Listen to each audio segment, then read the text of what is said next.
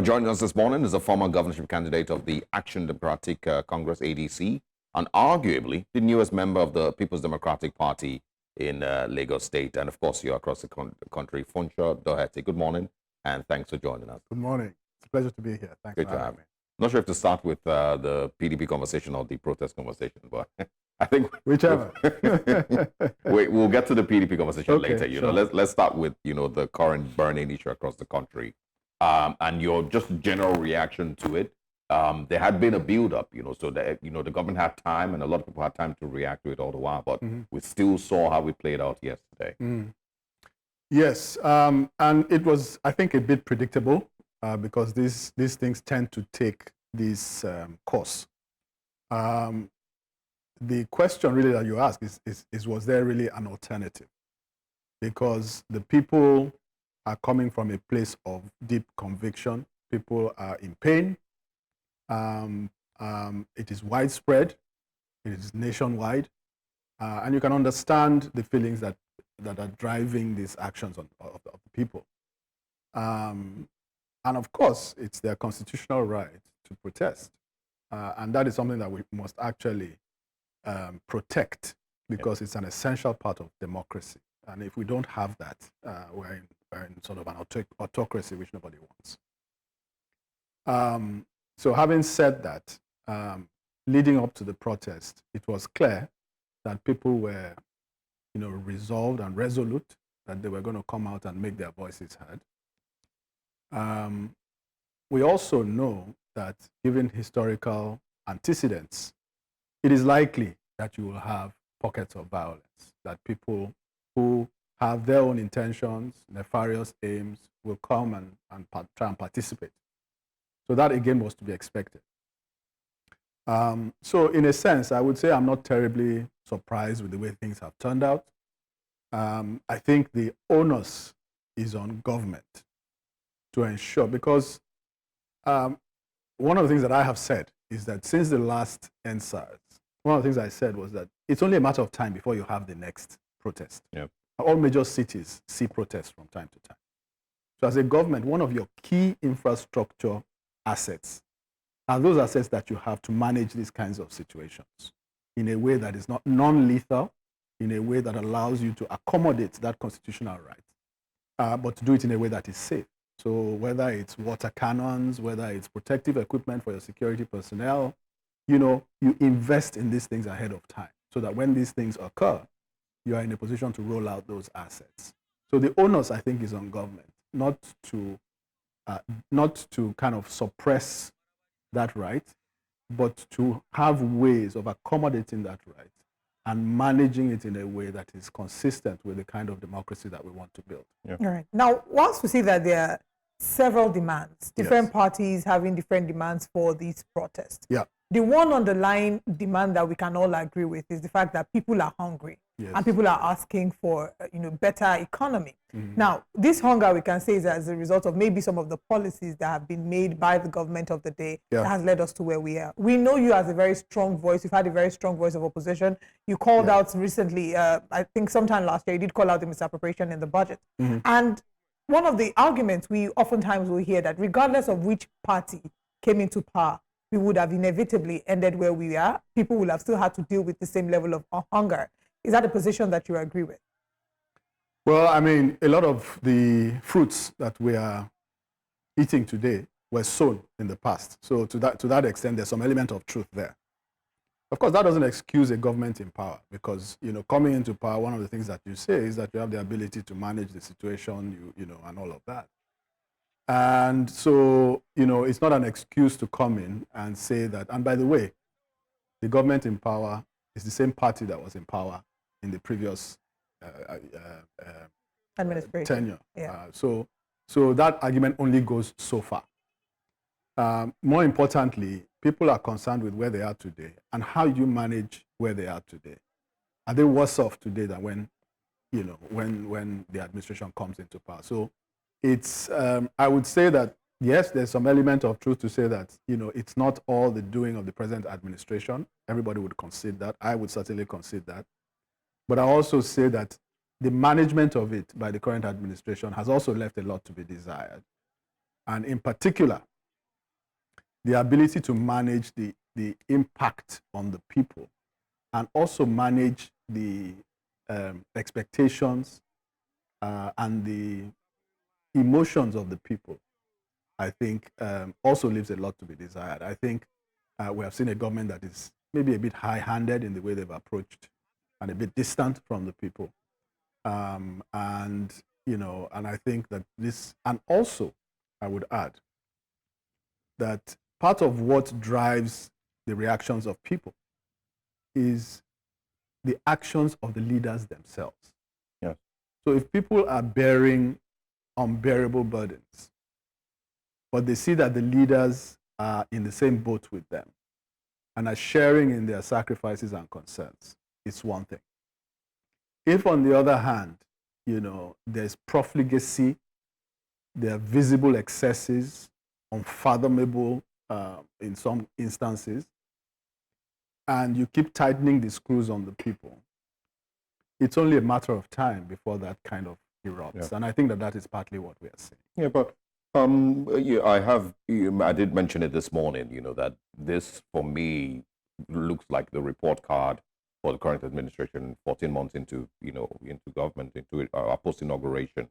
This basically is their result sheet of how they've managed the country and also managed the reaction to, their governance. What would you say the government, or how do you think that President Tinubu got it wrong?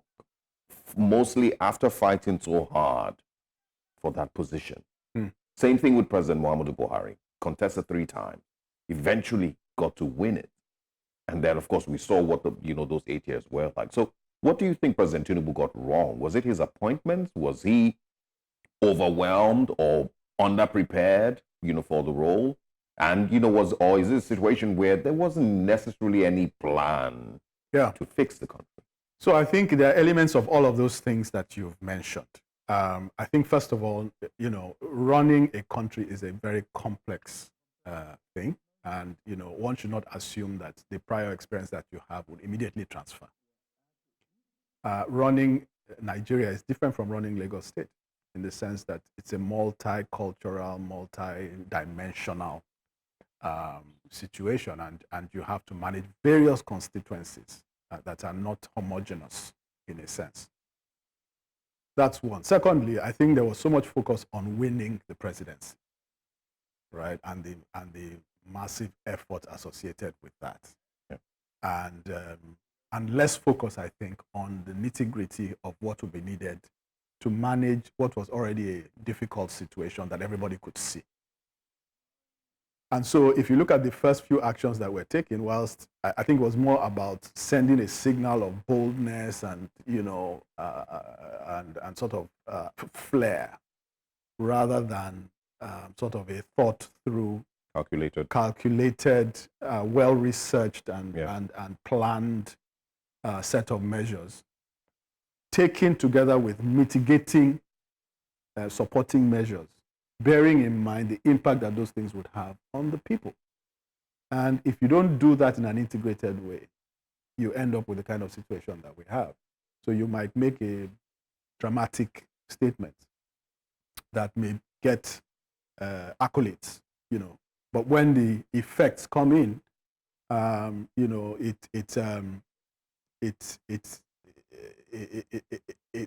it can overwhelm those positive reports that you initially got. Now, I would also add, importantly, the question of appointments, which you mentioned.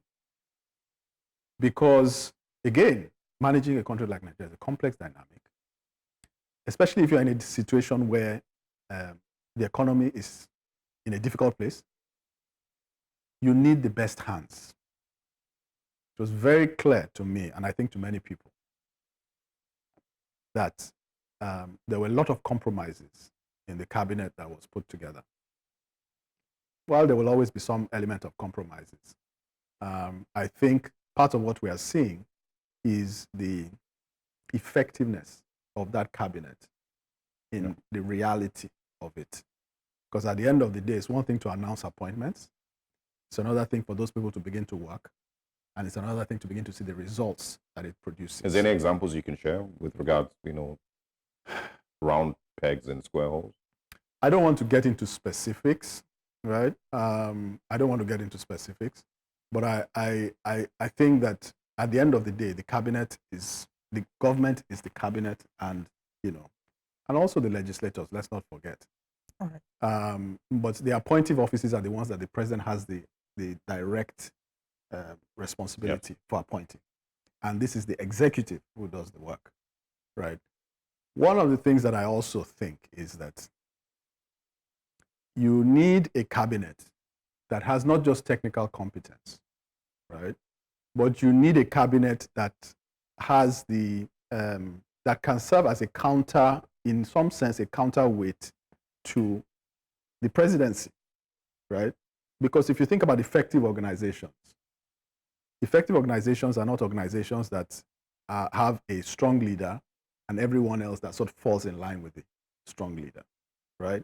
Effective organizations are organizations that are essentially where the leader is a first amongst equals, right? Where people come around the table and the leader is doing something wrong. They have the stature, right, to say that, no, we actually don't think that that's the right way to go. This is what we think we should do. That's why, and you have a collaborative, that's why you have a council, an executive council. If I think of some of the decisions that, I can think of one or two decisions that the executive council has taken, for example, where I think that has not been the case, right? And I think that with that, you have a government that is less than it should be. And I think that's the case. Do you want to share maybe the examples you're thinking about? So if you take a specific example, and I'll talk about this because I've written about it. So for example, if you take the Lagos-Calabar Coastal Road, which was a decision that was taken, the contract was awarded for trillions of naira without competitive bidding. And it went to Executive Council and was approved on that basis, in my opinion, contrary to the laws of the land, the procurement laws, the environmental impact assessment laws, and so on. Now, the council should be in a position to say, have we complied with this thing? If you have not complied with them, go back and comply with them. Right? That is why you have a council. That's why the framers of our laws and our frameworks said that such things should come and be approved by Executive Council, so that if there's an issue, Executive Council can raise it. You see what I mean? So you need that depth and bench of leadership who can stand up. And a lot of it is in the individuals that you choose, right? So you can choose to people your cabinet with people who will be forthright in their support of you as a leader and tell you when you're right and tell you when you're wrong. Or you can choose to people it with people who will basically endorse whatever you do. Let's talk about the role that our lawmakers play in all of this. Some have accused them of not being able to implement legislative tools that would alleviate, the hardship that Nigerians are currently experiencing.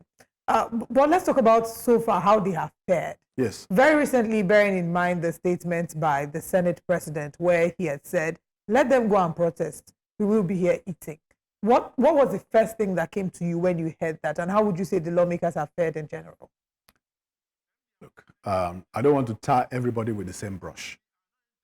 So it's important to be fair to individual people. But I think as a whole, Nigerians are disappointed in their lawmakers.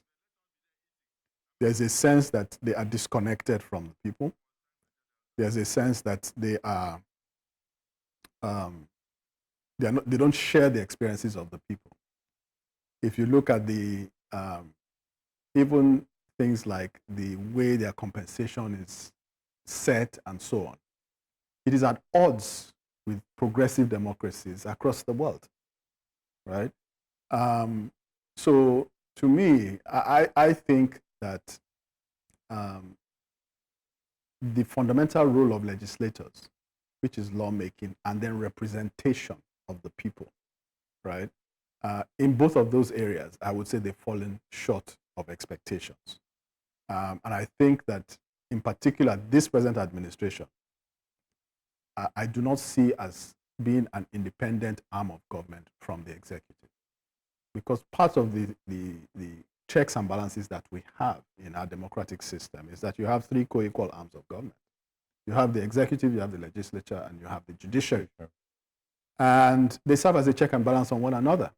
But if one is operating almost in a way that sends a message of being a rubber stamp, right, it's not positive for democracy. And I think that there is a strong sense, I have a strong sense that that's the case in this instance. So, am I terribly surprised by such a comment? No. I mean, I think out of the abundance of the heart, the mouth speaks. So, to me, it's not... Yeah. All right. We'll come back with, like a general analysis of, how the government has been run by the current administration. Let's just talk about the protests now. Yeah. The president, still hasn't addressed Nigerians. And I mentioned earlier that he had enough time. Yeah. If you were in his shoes, what would you advise that he does, or what would you do? And is it already even late? Would Nigerians even want to listen to anything that the president wants to say at this time? So I think part of the issue that you have is that, people do not lay a lot of credibility in the words of government. And that's based on prior experience, right? It's worsened by the fact that having announced the protests, all efforts seemed to be focused on telling people you can't protest or you mustn't protest or what have you, rather than spending a lot of time either taking particular actions that could alleviate, the sense that people have that government is not on their side. So as it is today, I think the best action that government can take really is just to manage the situation in a way that will not exacerbate what looks like a little fire that can be contained. Some lives have been lost already. Yes, I mean, some lives have been lost. So, I mean, but what I'm saying is that a lot depends on how you respond, is what will determine the trajectory of the rest of the protest. Are there one or two big measures that government can come out and make that would make people, sort of douse the tensions? As a practical matter, are they going to go back on the subsidy? I'm not sure that they will. Forex, are you going to go in a different direction from saying that you've deregulated in a sense? Probably not at this stage. Where I see concrete actions can be taken quickly that are doable and that people will respond to is in the area of cost of governance. So if government comes out and makes a few big declarations around cost of governance that are substantive and they implement them and the people see them, I think that people will respond to that. Right. Because it shows that you are taking those actions.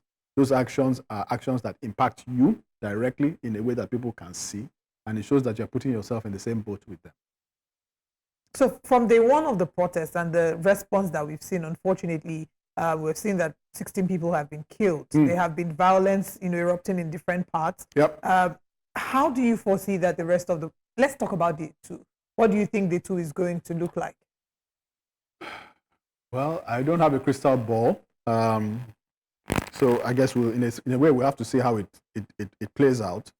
One of the trends that has emerged is that, it seems to have taken a broader dimension in the northern states, where, you have a number of curfews being issued, you have conflagrations and so on and so forth. So it will be interesting to see if that trend remains or if it transfers to other states and so on.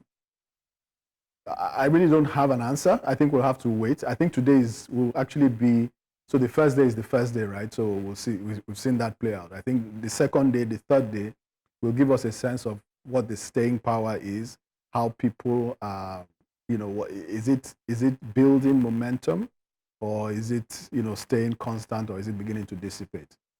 Now, ultimately, if well managed,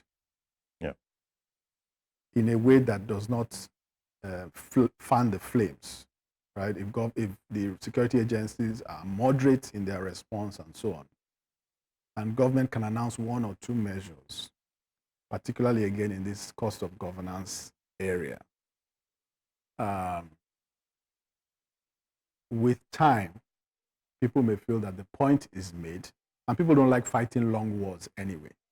So you will find that after a while, it's either it's escalating or it dissipates. And yes, if you manage it.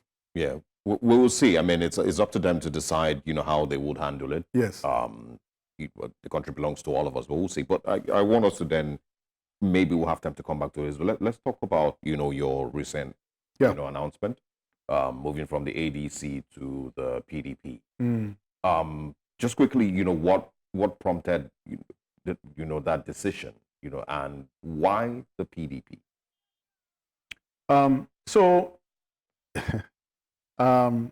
As you know, I contested for the governorship on the platform of the African Democratic Congress, ADC, in the last election. And one of the things that we have said is that it is important for opposition to be, it's important for you to have significant opposition, right? And if you look at the kind of system that we operate in Nigeria, the democratic system we operate in Nigeria, we operate what we call a first past the post system, democratic system. What that means is that in an election, we don't have we don't have proportional representation.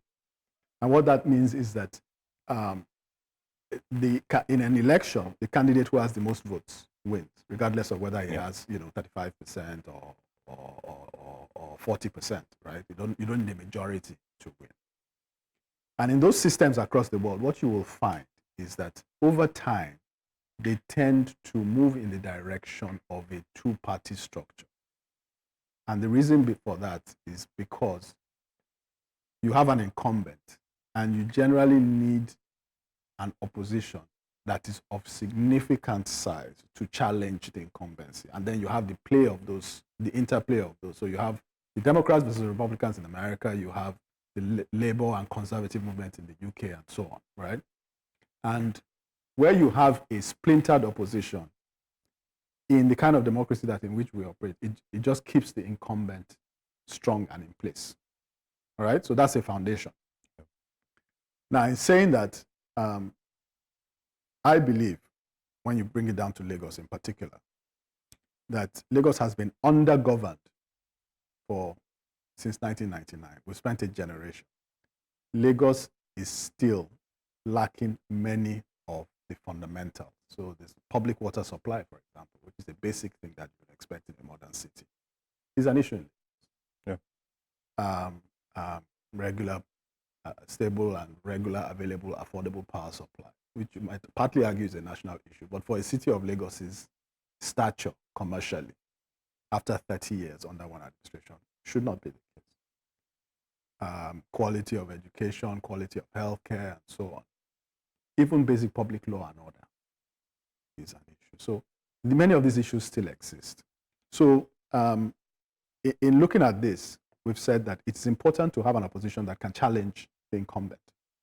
And when you look at the PDP, with its national scale, with its institutional structure, I believe that it provides the best platform from which to challenge the incumbents. And are you talking about challenging the incumbency as, a supporting act from the sidelines, or do you plan to still be on the, as a front runner? I have no plans to take a back seat. Okay. And why not Labour? Why not Labour Party, seeing what they achieved in 2023? So I think you have to look at the dynamics and the political dynamics within Lagos State in the first place. And then secondly, you have to then look at the institutional structures of the parties themselves. So the institutional structure and staying power and national spread of the Labour Party, I think is questionable, right? I think we saw a flash in one election. Whether that is a sustainable flash or not is another question, right? It was really built around a particular candidate, even though people coalesced around it. So I think there's some fragility associated with that platform, which must be recognized. I also think in the context of Lagos State, that fragility is even further reinforced. Yeah. Funsho Doherty, thank you for your time with us this morning. We hope you have a safe drive home. Thank you. We do hope that we have better conversations to have in the nearest future regarding not just Lagos State, but also the country at large. Thank you for your time with us. Thank you. Thank you for having me. Stopping by. Thank you.